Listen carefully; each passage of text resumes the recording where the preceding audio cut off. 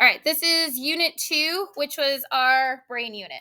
So let me zoom in a little bit. So the organization of the nervous system, we've got the central nervous system and the peripheral. Peripheral is then we'll do central first. Central is the brain and the spinal cord. Brain is divided into forebrain, midbrain, and hindbrain, and then we'll get to all those. So peripheral is somatic and the autonomic nervous system. Autonomic is the sympathetic and the parasympathetic division. The somatic nervous system are all the things you control, like muscles and bones, and those can include afferent and efferent neurons. So, central peripheral nervous system. Autonomic is involuntary things, primarily the fight or flight response is what we discussed. Somatic is all the voluntary stuff. We didn't talk about that as much. Let's see. So let's do sympathetic. Oh, before that, sensory neurons are afferent. They're carrying messages away from the brain. And then efferent ones are, no, I did it wrong. They are ascending. Sorry, I said that wrong. Sensory are ascending. They're afferent. So if you poke your finger on something, it's going to carry a message up to the brain, ascending up to the brain. Motor is efferent. Those are exiting from the brain. So the message back down to your hand, it says, ouch, my finger hurts, take it out of the fire. That's efferent. Sympathetic nervous system, that's our fight or flight response. Remember, that's controlled by the hypothalamus. That's what gets the body aroused, dilates pupil, increases heart rate. Parasympathetic nervous system, that's our rest and digest, calms the body, stimulates digestion. Neurons, 86 billion of them. Those are the individual cells that receive, integrate, and transmit messages. We'd say it's an electrochemical message. Parts of the neuron, we've got the cell body, also called the soma, the dendrites, are what receive the messages, the axon, which is covered in the myelin sheath, and then at the end, the terminal branch or the axon terminal. The action potential travels along the axon. If that myelin sheath deteriorates, that can be a result of multiple sclerosis. We talked about the absolute refractory period. After the neuron fires, it has to wait briefly before it can fire again. And the all or none loss as a neuron fires at full strength or not at all. Remember that at the end of the neuron, in the terminal branches, there are vesicles, and those contain neurotransmitters. The neurotransmitters are released with an action potential. They float across the gap. They bind. They float across the synapse. They bind with the dendrites of the next neuron, and then they either dissolve or they go back to where they came from through reuptake. Unless there's a drug in the synapse, like an SSRI, that might be blocking it from reuptake, and then it would just bind again over and over. Glial cells are what surround neurons, and they provide support. We've got way more glial cells. They are the support cells for the neurons. Mirror neurons, another type of neurons that automatically triggers similar activity. So like if you're watching somebody do something painful, then you feel the pain. That's your mirror neurons. Neurotransmitters, remember, those are the chemicals that are being released from the neuron, and they transmit information. We talked about a few of them. Remember, you came up with songs that help you remember what each neurotransmitter does. Acetylcholine is skeletal muscles. We've got the dancing girl, so she helps with movement and memory. Deterioration of acetylcholine is related to Alzheimer's disease. Dopamine, we've got the girl running and the happy emoji. It's voluntary movement and pleasurable emotions. Many drugs of addiction act on dopamine to increase that natural high. Excess dopamine linked to schizophrenia, not enough dopamine, Parkinson's. Serotonin is primarily our mood one. Sleep and hunger and arousal also. Abnormal levels of serotonin are linked to depression, but also autism.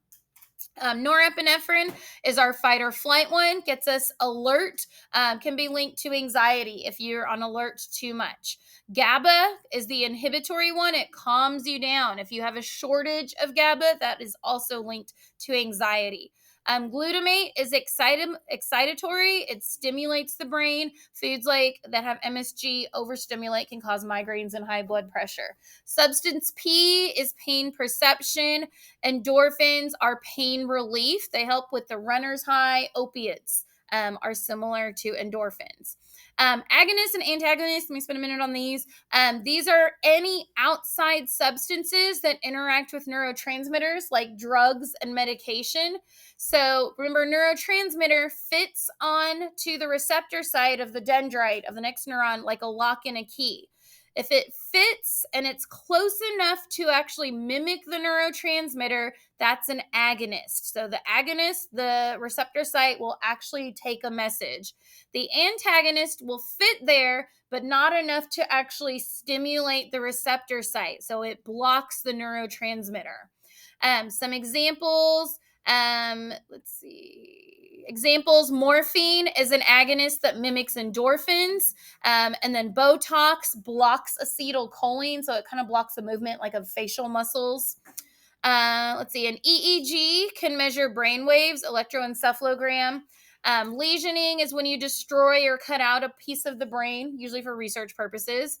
PET scan looks at chemical activity, shows the brain while it's active while performing a task.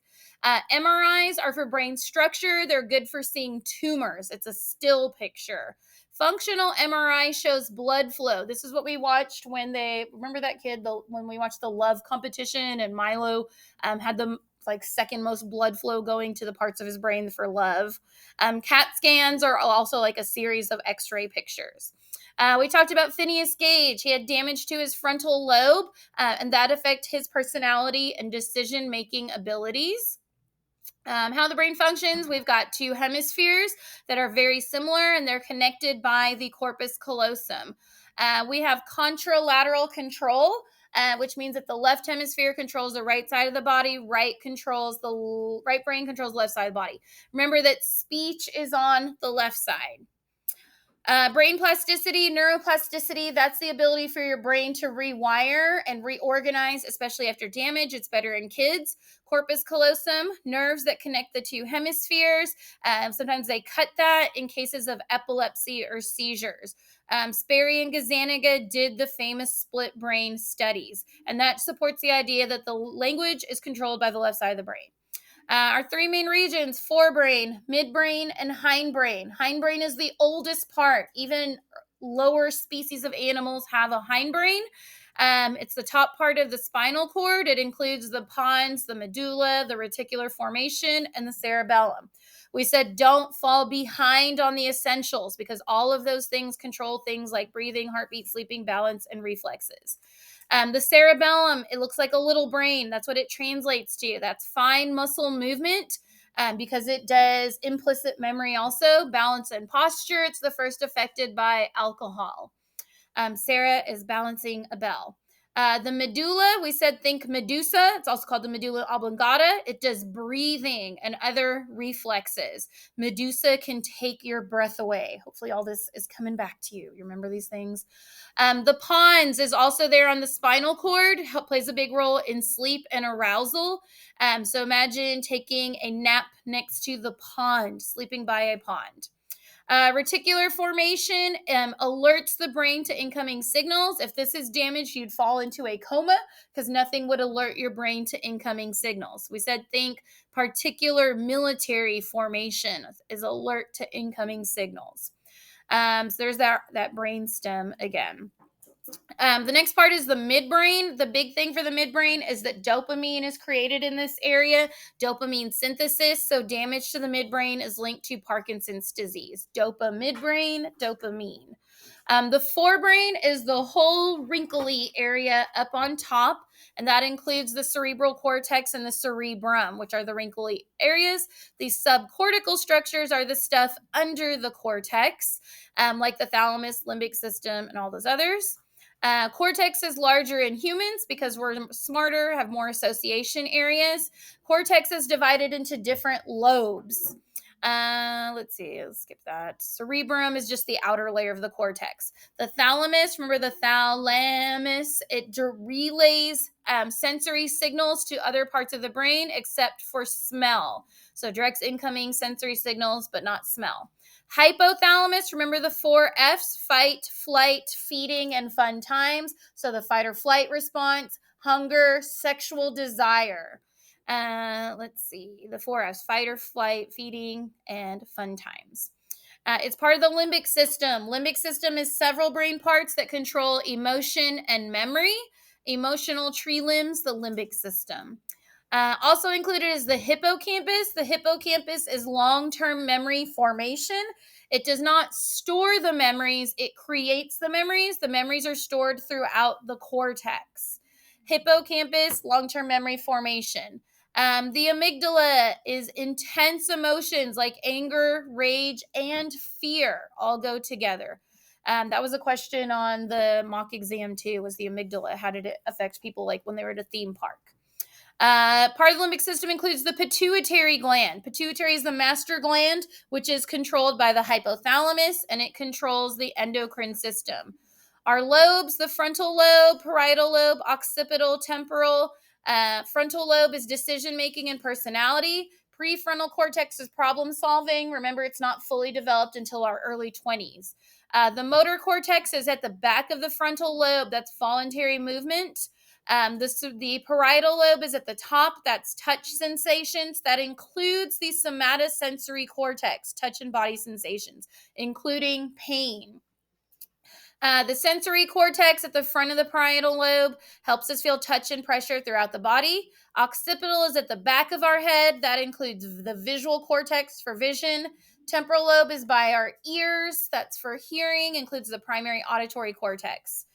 Remember, when we compare the primary areas to the association areas, anything that says association is going to do complex processing. Language, we've got Broca's area, which is at the left frontal lobe. That's language production. Right now I'm using my Broca's area. You're using your Wernicke's or Wernicke's area for language comprehension. The ventricles are the hollow areas in the brain filled with cerebrospinal fluid. They're larger in people with schizophrenia. We're almost done. The endocrine system is the body's slow communication system. Remember, the nervous system is fast. Endocrine system is sending hormones through the bloodstream. We've got the pituitary gland in the brain that tells all the other hormones what to do. Other glands. Thyroid is in the neck. Adrenal glands are on the kidneys. The pancreas is right there below the kidneys. That's for, and we got more of these, ovaries and testes. Pituitary, again, it's the master gland. Nervous system's faster, endocrine slower, but it lasts longer. Hormones are actually created by the glands. Some of them are the same. Norepinephrine and adrenaline, they do the same thing, but norepinephrine's a neurotransmitter, adrenaline's a hormone. Other important ones, we said the adrenal glands make adrenaline. The thyroid controls metabolism. Pineal gland is in the brain. That makes melatonin for sleep and circadian rhythms. The gonads, those are the ovaries and the testes, reproductive organs. Pancreas controls glucose or blood sugar. I was not almost done. I forgot about sleep, and there's me and sushi. Sleep, circadian rhythms help regulate sleep. That's controlled by the pineal gland and melatonin. Seasonal affective disorder. Here are sleep waves. Remember that stages 3 and 4 are deep, slow wave sleep. REM sleep, rapid eye movement, looks very similar to when we're awake. Let's see. REM sleep's important. Most of our dreaming happens there. Neurogenesis happens during REM sleep. That's the growth of new neurons. REM rebound, when we're sleep deprived, we spend more time in REM. Sleep theories, we sleep to protect ourselves because it's dangerous at night. It recuperates our body. It helps us remember. And the pituitary gland releases growth hormones while we're sleeping. Babies sleep a lot. That's so they can grow. Disorders, insomnia, narcolepsy, that's where you have sleep attacks. Sleep apnea, where you can't breathe when you're sleeping. Sleepwalking to night terrors. Let's see. We know these things. Drug content of dreams. Freud talked about day residue. That's when leftover stuff goes into our dreams. Manifest content is what you actually dream about, like you dream about the Eiffel Tower. Latent content, the hidden or disguised meaning. You're dreaming about the Eiffel Tower all the time. It might be dreaming about penises. I don't know. Dream theories, wish fulfillment, problem solving, or most likely it's just random neural firing. That's the activation synthesis model. Psychoactive drugs, they're agonists and antagonists. Tolerance is when you need more of a drug to have the same effect. Withdrawal, when there's a physical dependence and a person stops taking a drug, they feel physical symptoms. Depressants slow the nervous system. Stimulants increase neural activity. Hallucinogens distort reality. Meditation can calm the brain down.